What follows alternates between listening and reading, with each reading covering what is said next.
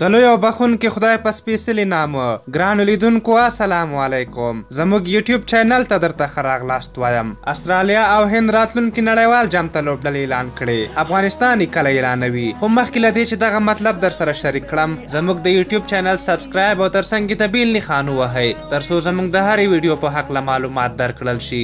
استرالیا او هند راتلونکي نړیوال جام لپاره چې په انګلستان او ویلز کې به ترسره شي خپلې لوبډلې اعلان کړې. استرالیا ته له نږدې یو کلن انتظار وروسته ډیویډ وارنر او سټیو سمیت لوبډلې ته راغلي، خو یو شمېر مشهورو او مهمو لوبغاړو لکه جارج بیلی او پیټر هینډز کم لوبډله کې ځای نه ده پیدا کړی. د دوی 15 کسیزه لوبډله په دې ډول ده: لوبډل مشر آرن فینچ، ډیویډ وارنر، سټیو سمیت، عثمان خواجه، شاون مارش، گلن مکسویل، مارکس سټوینس، الکس کیری، پټ کامنز، میچل سټارک، جیو ریچارډسن، نیتن کولټرنایل، جیسن بیرنډوف، اډم زمفا او نیتن لاین شامل دي. استرالیا لوبډله به خپله لومړۍ لوبه د جولای په لومړۍ نیټه د افغانستان پر وړاندې ترسره کړي. په هندۍ لوبډله کې یو شمېر لوبغاړو 15 کسیزه کې چانس نه دی پیدا کړی، لکه یوراج سنګ، سورش رینا، امبتی رایډو، امیش یادوب او ریشب پنت. د دوی 15 کسیزه لوبډله په دې ډول ده: لوبډل مشر ویرات کوهلی، روهیت شرما،